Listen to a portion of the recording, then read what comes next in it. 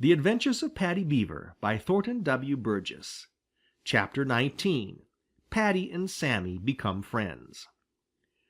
Paddy the Beaver floated in his pond and grinned in the most provoking way at Old Man Coyote, who had so nearly caught him. Old Man Coyote fairly danced with anger on the bank. He had felt so sure of Paddy that time that it was hard work to believe that Paddy had really gotten away from him. He bared his long, cruel teeth, and he looked very fierce and ugly. "Come on in! The water's fine!" called Paddy. Now, of course this wasn't a nice thing for Paddy to do, for it only made Old Man Coyote all the angrier. You see, Paddy knew perfectly well that he was absolutely safe, and he just couldn't resist the temptation to say some unkind things. He had had to be on the watch for days lest he should be caught, and so he hadn't been able to work quite so well as he could have done with nothing to fear. And he still had a lot of preparations to make for winter. So he told Old Man Coyote just what he thought of him, and that he wasn't as smart as he thought he was, or he never would have left a footprint in the mud to give him away. When Sammy Jay, who was listening and chuckling as he listened, heard that, he flew down where he would be just out of reach of Old Man Coyote. And then he just turned that tongue of his loose, and you know that some people say that Sammy's tongue is hung in the middle and wags at both ends. Of course this isn't really so, but when he gets to abusing people it seems as if it must be true. He called Old Man Coyote every bad name he could think of. He called him a sneak, a thief, a coward, a bully, and a lot of other things.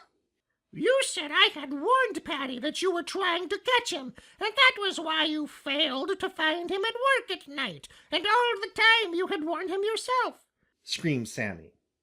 "I used to think you were smart, but I know better now. Paddy is twice as smart as you are.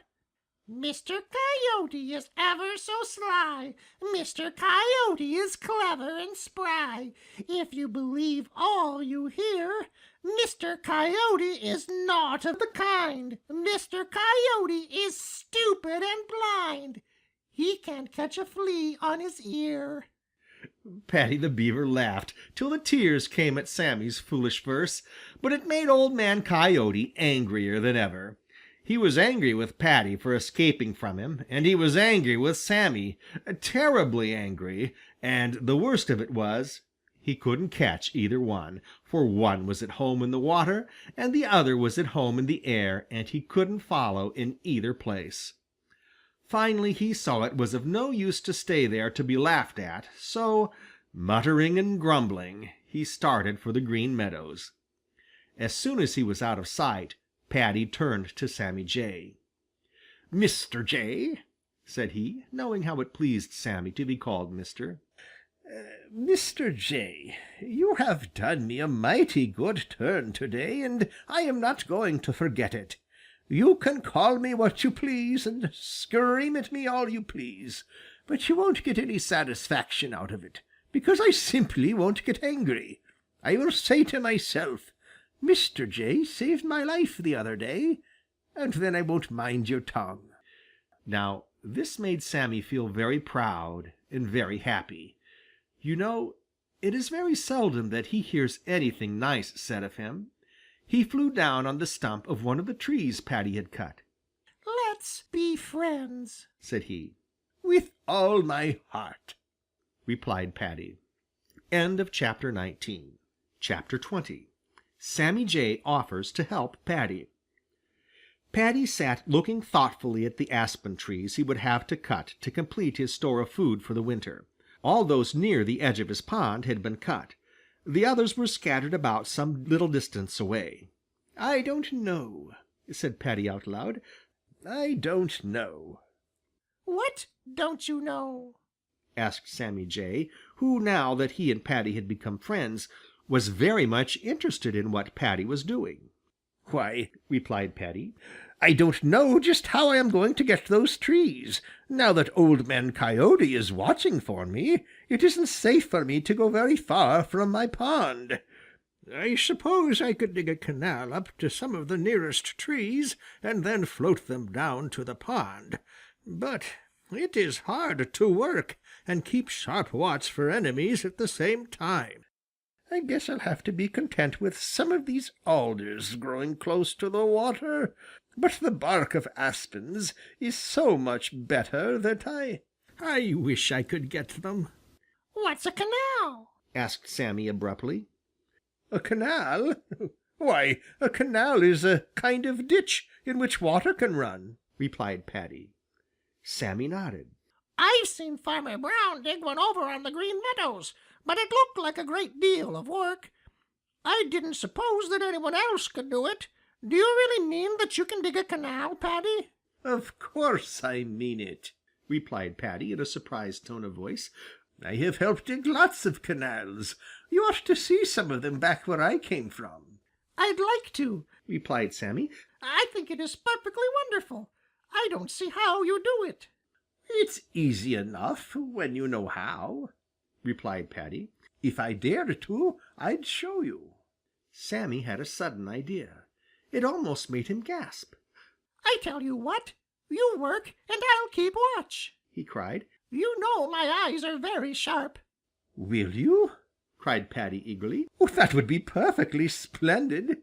You have the sharpest eyes of anyone whom I know, and I would feel perfectly safe with you on watch. But I don't want to put you to all that trouble, Mr. Jay." Of course I will, replied Sammy. And it won't be any trouble at all. I'll just love to do it. You see, it made Sammy feel very proud to have Paddy say that he had such sharp eyes. When will you begin? "Right away, if you will just take a look around and see that it is perfectly safe for me to come out on land." Sammy didn't wait to hear more. He spread his beautiful blue wings and started off over the Green Forest straight for the Green Meadows. Paddy watched him go with a puzzled and disappointed air.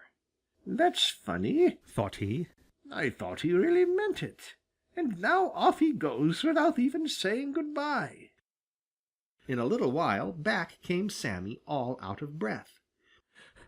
It's all right, he panted. You can go to work just as soon as you please. Paddy looked more puzzled than ever. "How do you know?" he asked. I haven't seen you looking around. I did better than that, replied Sammy. If Old Man Coyote had been hiding somewhere in the Green Forest, it might have taken me some time to find him, but he isn't. You see, I flew straight over to his home in the Green Meadows to see if he is there, and he is. He's taking a sun bath and looking as cross as two sticks. I don't think he'll be back here this morning, but I'll keep a sharp watch while you work." Paddy made Sammy a low bow. "You certainly are smart, Mr. Jay," said he. "I wouldn't have thought of going over to Old Man Coyote's home to see if he was there. I feel perfectly safe with you on guard. Now I'll get to work." End of chapter 20. Chapter 21. Paddy and Sammy Jay work together.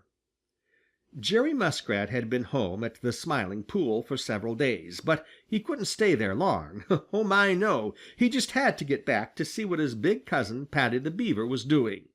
So as soon as he was sure that everything was all right at the Smiling Pool, he hurried back up the Laughing Brook to Paddy's pond, deep in the Green Forest. As soon as he was in sight of it, he looked eagerly for Paddy. At first he didn't see him. Then he stopped and gazed over at the place where Paddy had been cutting aspen trees for food. Something was going on there, something queer. He couldn't make it out. Just then Sammy Jay came flying over. "What's Paddy doing?" Jerry asked. Sammy Jay dropped down to the top of an alder tree and fluffed out all his feathers in a very important way. "Oh," said he, "Paddy and I are building something." "You, Paddy and you, Paddy and you building something," Jerry laughed. "Yes, me," snapped Sammy angrily. "That's what I said. Paddy and I are building something." Jerry had begun to swim across the pond by this time, and Sammy was flying across. "Why don't you tell the truth, Sammy, and say that Paddy is building something, and you are making him all the trouble you can?" called Jerry. Sammy's eyes snapped angrily, and he darted down at Jerry's little brown head. "It isn't true!" he shrieked. You ask Paddy if I'm not helping." Jerry ducked under water to escape Sammy's sharp bill. When he came up again, Sammy was over in the little grove of aspen trees where Paddy was at work. Then Jerry discovered something. What was it? Why, a little water path led right up to the aspen trees, and there at the end of the little water path was Paddy the Beaver hard at work. He was digging and piling the earth on one side very neatly. In fact, he was making the water path longer. Jerry swam right up the little water path to where Paddy was working. "Good morning, Cousin Paddy," said he. "What are you doing?" "Oh," replied Paddy, "Sammy Jay and I are building a canal." Sammy Jay looked down at Jerry in triumph, and Jerry looked at Paddy as if he thought that he was joking. "Sammy Jay? What's Sammy Jay got to do about it?" demanded Jerry. "A whole lot," replied Paddy. "You see, he keeps watch while I work. If he didn't, I couldn't work, and there wouldn't be any canal. Old Man Coyote has been trying to catch me, and I wouldn't dare work on shore if it wasn't that I am sure that the sharpest eyes in the Green Forest are watching for danger." Sammy Jay looked very much pleased indeed and very proud. "So you see it takes both of us to make this canal. I dig while Sammy watches, so we are building it together," concluded Paddy with a twinkle in his eyes. "I see," said Jerry slowly. Then he turned to Sammy Jay. "I beg your pardon, Sammy," said he. "I do indeed." "That's all right," replied Sammy airily. "What do you think of our canal?" "I think it is wonderful," replied Jerry. And indeed it was a very fine canal, straight, wide, and deep enough for Paddy to swim in and float his logs out to the pond. Yes, indeed, it was a very fine canal. Chapter 21. Chapter 22. Paddy finishes his harvest. "Sharp his tongue and sharp his eyes, Sammy guards against surprise. If 'twere not for Sammy Jay, I could do no work to-day." When Sammy Jay overheard Paddy the Beaver say that to Jerry Muskrat, it made him swell up all over with pure pride. You see, Sammy is so used to hearing bad things about himself that to hear something nice like that pleased him immensely. He straightway forgot all the mean things he had said to Paddy when he first saw him, how he had called him a thief because he had cut the aspen trees he needed. He forgot all about this. He forgot how Paddy had made him the laughing stock of the Green Forest and the Green Meadows by cutting down the very tree in which he had been sitting. He forgot everything but that Paddy had trusted him to keep watch and now was saying nice things about him. He made up his mind that he would deserve all the nice things that Paddy could say, and he thought that Paddy was the finest fellow in the world. Jerry Muskrat looked doubtful. He didn't trust Sammy, and he took care not to go far from the water when he heard that Old Man Coyote had been hanging around. But Paddy worked away just as if he hadn't a fear in the world. "The way you make people want to be trusted is to trust them," said he to himself. "If I show Sammy Jay that I don't really trust him, he will think it is of no use to try and will give up. But if I do trust him, and he knows that I do, he'll be the best watchman in the Green Forest." And this shows that Paddy the Beaver has a great deal of wisdom. For it was just as he thought. Sammy was on hand bright and early every morning. He made sure that Old Man Coyote was nowhere in the Green Forest, and then he settled himself comfortably in the top of a tall pine tree where he could see all that was going on while Paddy the Beaver worked. Paddy had finished his canal, and a beautiful canal it was, leading straight from his pond up to the aspen trees. As soon as he had finished it, he began to cut the trees. As soon as one was down, he would cut it into short lengths and roll them into the canal. Then he would float them out to his pond and over to his storehouse.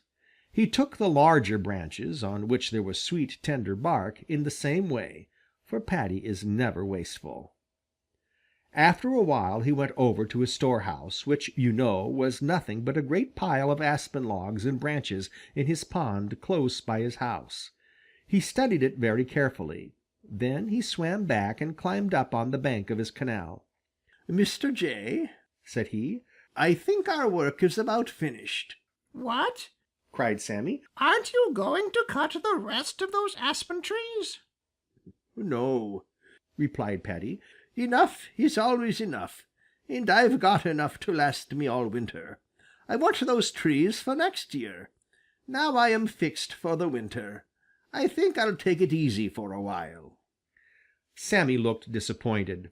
You see, he had just begun to learn that the greatest pleasure in the world comes from doing things for other people.